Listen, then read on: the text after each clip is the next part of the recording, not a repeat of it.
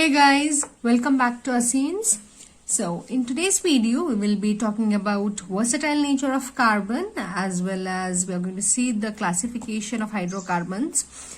Okay, so this is exactly where we have stopped in our previous video, hence we'll be starting forth.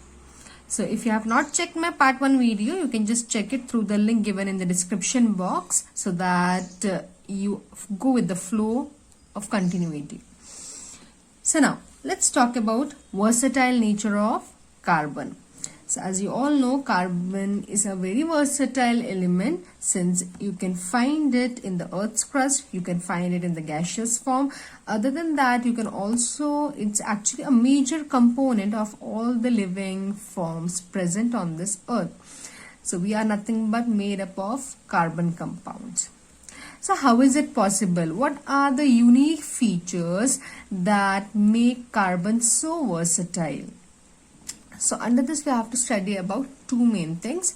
The first one being the tetravalency and the second one being the catenation. So we are going to see that one by one. First we are going to talk about tetravalency. The word tetra means 4. Tetra pack. Tetra itself, tetrahedral. Tetra, the word tetra always means 4.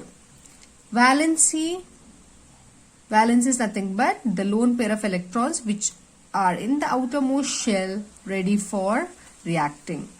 So here together if we put the words, we are talking about a compound with valency as 4, which is not at all wrong since the valency of carbon is 4. So now, as you all know, carbon's valency is 4. That means in the outermost shell, carbon has got 4 electrons readily reactable with other compounds. So these 4 electrons are bonding with other electrons. So that means a single carbon will have 4 bonds. The 4 electrons will be forming the bonds with other atoms. So if you are getting confused with this part, regarding tetravalency, the simplest thing what I can explain you with it is as carbon has got 4 hands. Like we have got 2, carbon will have 4. So that means a carbon will be holding other atoms or other elements with their 4 hands. It can be, each on each corner, or it can be in such a way that carbon might have only 2 hands on one side, 3 on one side. It might differ. It's like they are rotating easily. It has to be something like this. See here. 1, 2, 3, 4. Or it can be something like this, where you have got 3 on one side and 1 on one side. It is like something which can be easily rotated around. But there is never all the 4 hands on one side. Okay, so that is about tetravalency. This part is very important, remembering that carbon has got 4 hands, because in writing the structural formulas, you need this concept to be fit inside your memory. Next, let's talk about catenation. So what is catenation? Another unique feature of carbon. So carbon can bond with other carbon atoms to form a long chain. So this is something like you are using pearls on string. You go on putting the pearls in your string and making a long necklace. So similarly, carbon can be connected to other carbons. We are talking about other carbons here and not other atoms. Carbon will connect with other carbon atoms to form a long chain of carbon. Okay, as much as you want, it can go to hundreds and thousands together. Okay, this is a very unique feature, though other atoms might exhibit catenation but not as strong and as stable as our carbon. Now, as said before during explaining tetravalency, there can be a single bond existing between carbon and carbon, or a double bond, or a triple bond. So in this case, it's like you are having single bonds. It can be a double bond in one of the place, or it can be a triple bond in one of the place. So, but somehow we have got links between carbon and carbons. All these links are covalent bonds as explained in the previous video.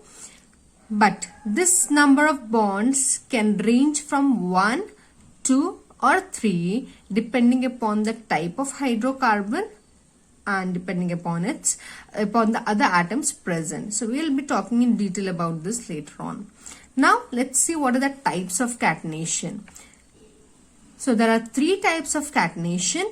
The first one being the simpler one is the straight chain, where carbon is connecting with carbon forming a long chain. This can go on. Okay, I've just drawn a part of it. Okay, depending upon the number of atoms, again the properties and the features will be varying. Next one being the branched. The word branch itself tells us that there is going to be a branching. So I have drawn here 2 branches, as you can see here, 1 and 2. This is the straight chain, where we have on the straight chain we have got branching. Okay. So as you can see, one more thing that you need to note here is each carbon here as well as everywhere where you will be seeing have got 4 hands. See here, for this one, 1, 2, 3, 4. If you go on with this, 1, 2, 3, 4. So similarly, each one, even if you go on the branching part, see here, if I count for this, 1, 2, 3, 4. This one, 1, 2, 3, 4. So each carbon will have 4 hands. Okay, irrespective of in whatever manner it is being arranged, whether straight, branched, or what we are going to see further, that is a ring structure. Each one will have 4 hands or 4 bonds. Okay, so this is the case with branch. You will have a separate branching somewhere in the middle. You will have a carbon connected.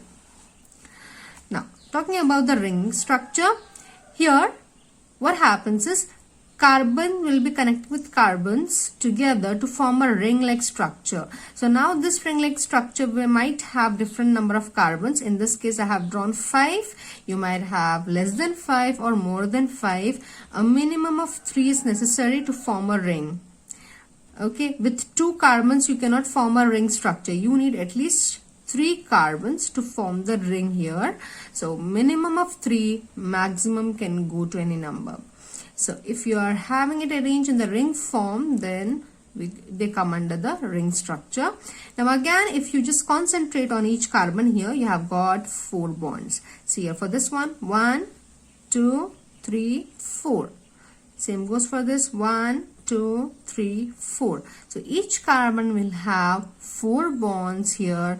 To make it clearer, there is no less than 4, there is no more than 4. If you have drawn less than 4 or more than 4, then believe me, that is wrong. Okay, yeah, you need to study about how to draw these structures, okay, which a separate video is already done, where you will be learning about how to draw molecular formulas, electron dot structures and all. Now let's start with the classification part. Okay, dividing hydrocarbons and all. So among organic compounds, hydrocarbon is the most talked about or the most common one, most well-known one. So what are hydrocarbons? Hydrocarbon, this name is made up of 2 words, one being the hydro, other being the carbon. So hydro here refers to hydrogen, carbon here refers to carbon. So these are the compounds which have hydrogen and carbon as the main constituents. They'll have carbon and hydrogen as the main skeleton of the entire molecule. So that is why we call such compounds made up of hydrogen and carbon, the organic compounds, we call them as hydrocarbons. Now, these hydrocarbons are mainly divided into 2 parts, 2 categories, one being the saturated, other being the unsaturated. So saturated hydrocarbons and unsaturated hydrocarbons. So what is the difference here? Saturated hydrocarbons have got single bonds. With single bond, we mean to refer between carbon and carbon. So whatever hydrocarbons come under the saturated category, they will have only single bonds between carbon and carbon. There is no double or triple bond existing here.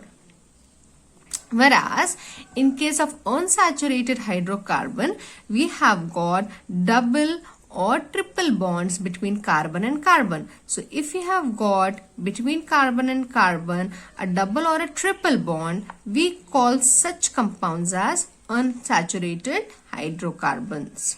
So that is the broad classification, the major classification here. Now under saturated we have got divisions. Again under unsaturated we have got divisions. We are going to see that one by one to avoid missing up. So first we are only going to talk about saturated hydrocarbons. As you all know, saturated is supposed to be having only a single bond between carbon and carbon. So under this category we have got two families, alkanes and cycloalkanes. So alkane is one family, cycloalkane is the other family. Okay, so what are alkanes and what are cycloalkanes? We are going to see that in detail. Okay, so before going forward, we are going to see their general formulas. Okay, as I said before, these are hydrocarbons. That means they are made up of carbon and hydrogen. So as you can see here, we have got C and H as the major component. This is how you write your molecular formulas. So now here, if at all, this N, what is this N now? This N refers to the number of carbons. Now, if at all you have got one carbon, in case of one we don't write it, so I'll just leave it as it is. So your H is going to be 2 into the number of carbons. So in my case it's going to be 1. So 2 ones are 2 plus 2. That is going to end up as 4. Similarly, if I go for N as 2, it's going to be C2. 2 2s are 4 plus 2, and that is going to be 6. Similarly, it goes on. So this is a general formula for writing your molecular formula depending upon number of carbon atoms. We decide the family. This family is having members, and the members are nothing but the increasing order of your carbon atoms. Similarly, for cycloalkanes, we have got a general formula, that is CnH2n. So as you can see here, the difference here we have got plus 2, here we have no plus 2. It's just N and 2N. This is something which you need to remember. Okay, it's very, very important. So general formula of alkane being CnH2n plus 2. If you are writing a molecular formula, you can take the help of this. And cycloalkanes being CnH2n. So if I have to start with this, see here now. Regarding this, we'll be talking below because the first member is not with one carbon. Okay, why is it? We'll be seeing this later. Now, alkanes are also known as paraffins. The other name used for alkanes, a common name like it is paraffins, whereas for cycloalkanes, it is cycloparaffins. As you can see here, the only difference is the name of alkanes. Along with alkanes, we have got a tag of cyclo over here. So that cyclo we are going to add for paraffins. So alkanes are paraffins, whereas cycloalkanes are cycloparaffins. Next, this is what we have already discussed. So we are going to have only single bond between carbon and carbon. Here as well, we are going to have only single bonds between carbon and carbon. Now, talking about the members, this is where I was talking about for dealing with this. So in case of alkane, there is no issue. The first member is always the one carbon, that is, it starts with carbon 1. Okay, then the family goes on with 2 carbons, 3 carbons, 4 carbon atoms. So it will go on something like this. The first member being CH4 depending upon the molecular formula as we have solved. Second being C2H6. Third being C3H8. C4H10. C5H12. So the family goes on. These are the families, members of the alkane family. Okay, so this is how it goes on. So now here I have drawn a structure for CH4. Okay, it looks something like this, as we have already done the covalent bonding thing in the previous video. So 4 hands, C in the center with 4 hands at the side, and each hand is connected to hydrogen. So 1 carbon and 4 hydrogen. Similarly, we'll go for the others. We'll be dealing with the structure drawing and the naming in my next video. Now, let's talk about cycloalkane. This is where we need to remember the first member is not with 1 carbon, it's not with 2 carbons, but with 3. The reason, as I said before, to draw a ring, we need at least 3 carbons to get a ring structure. So this is the ring. With 2 carbons, I am not able to draw a ring. With 1 carbon, it is not at all possible. I need a ring only made up of carbon. So 1, 2 and 3 is necessary. Hence, the first member of cycloalkane is with 3 carbons. So it starts with 3. Okay, so N here, if it is 3, then this has to be 2 into 3. So H is going to be 6. Similarly, the next, now the number goes on continuing. So first is C3, then next is going to be C4. So 4 means it's going to be 8. Similarly, next member is going to be C5. 5. In case of 5, it is going to be 10. So 5 2s are 10. 6 2s are 12. So 3, 4, 5, 6, 7, 8. It goes on running down. But the first member is always 3. So that is about your saturated hydrocarbons. We have seen alkanes and cycloalkanes. Now, let's talk about our unsaturated hydrocarbons. So, under unsaturated hydrocarbons, as you know, we have got double and triple bonded families. The first family is alkene and the next family is alkyne. So, alkene is the one with double bond between carbon and carbon, whereas alkynes are the one with triple bond between carbon and carbon. Okay, so in this case we have got 2 bonds in case of alkenes, and in case of alkynes we have got triple bond. Now most of the students have this issue that they get confused with alkenes and alkynes. They are not able to remember which one is which. So the simple method what I use is, so in these 3 names we have got a difference with this A, this E and this Y.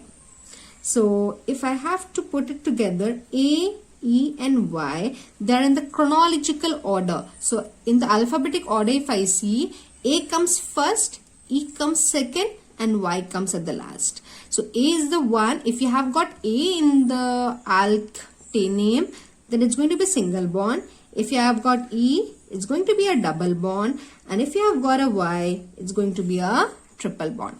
So alkanes is with single bond, alkenes is with double bond, and alkynes is with triple bond, and that too all between carbon and carbon only, not with carbon and other atoms.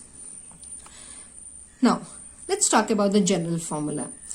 The general formula for alkene is CnH2n, similar to that of cycloalkanes, but see here, cycloalkanes come under saturated, whereas alkenes come under unsaturated. So there is still a big difference, but their general formula is same.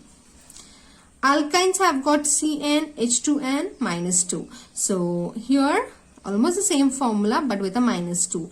In case of alkenes it was plus 2. In case of alkynes it's going to be minus 2.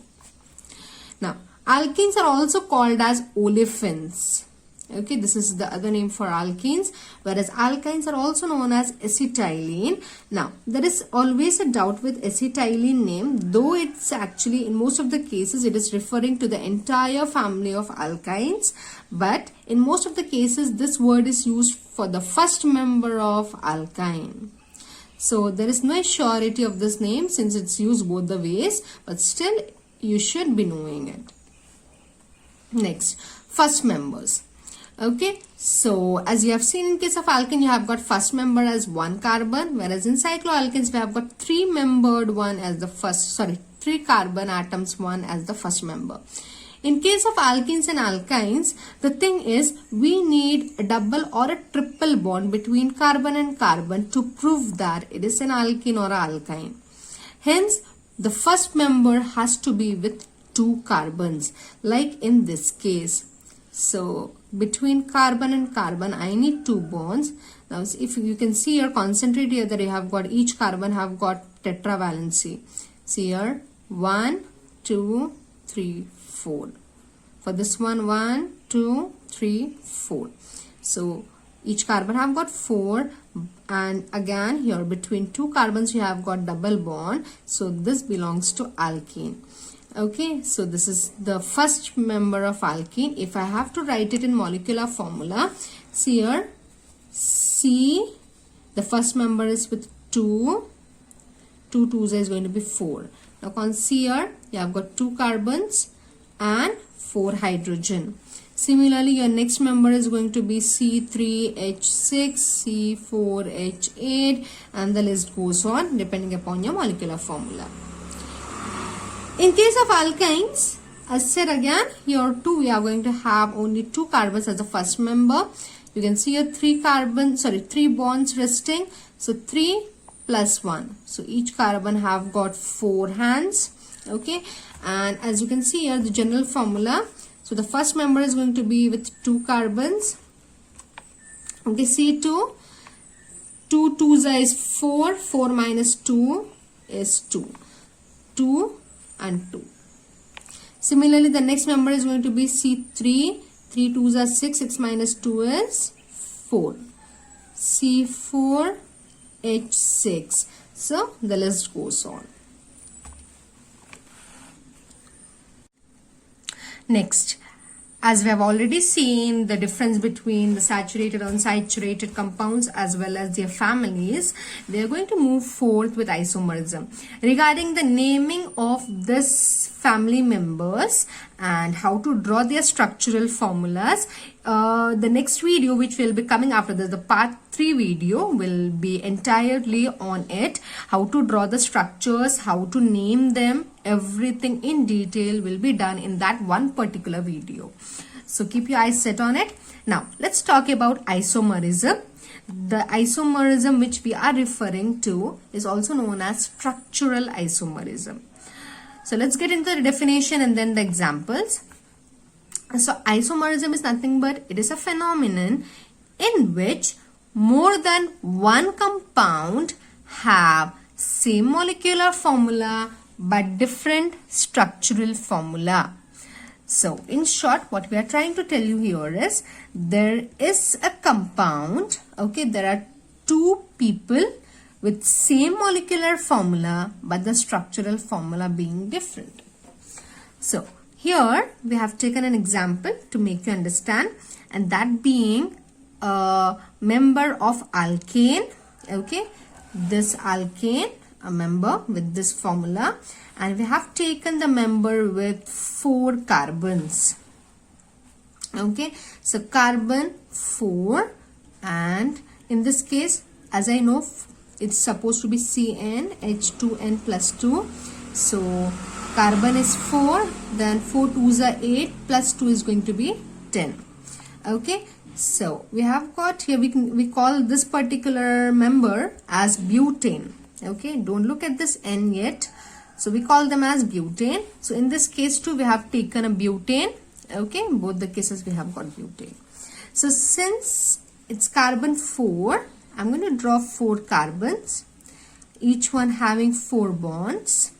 Okay, and on each side I'm going to have my hydrogens. So 1 2 3 4 carbons, and 1 2 3 4 5 6 7 8 9 10 hydrogens. As you can see here, the structure here is of a straight chain. So this is what we call as the normal one, the normal member, the normal butane. So hence we name it as N. This N stands for normal butane. Okay, this member is known as butane, hence this one is the normal butane. Now coming to the counterpart. Okay, see here, we have talked as before, it's butane, so it's going to be having the same molecular formula. Okay, and here again, if you see, just let me count, 1 2 3 4 carbons. Now hydrogen 1 2 3 4 5 6 7 8 9 10 hydrogen. So what is the difference here? See the skeleton. There we have got a straight chain as seen in catenation. Here we have got a branched chain. 1, 2, 3. The fourth one is attached to the center one. The second one, the middle one among the three. To that we have attached a branched carbon. Hence, the structure is different. Though both are having same molecular formula, if you concentrate, both have got different structures. So, we call it as a structural isomerism. Same molecular formula, but different structural formula. So, for the branched one, we call it as isobutane, the isomer butane. Okay, so N-butane is the normal one, the straight one, whereas the branch one is the isobutane. So that is about isomerism. This is a very important concept. At least, you know, in the 5-mark question, 4-mark questions, they normally ask this along with the example. See here, to actually exhibit isomerism, it starts from butane. So a member with 4 carbons will start, and you know, further on 5-membered alkane, 6-membered alkane, everybody exhibits isomerism. Okay, everybody can form branch chains over there. So hence this is a very important concept to be studied. You can try with you know, the 5 carbon one and the 6 carbon ones. Will get not only 2, you are going to get more than 2 isomers over there. So that's it for now for this particular video, for this particular session. If you have got any doubt, don't forget to leave your question in the comment section and I'll get back to you as soon as possible. Thank you for watching.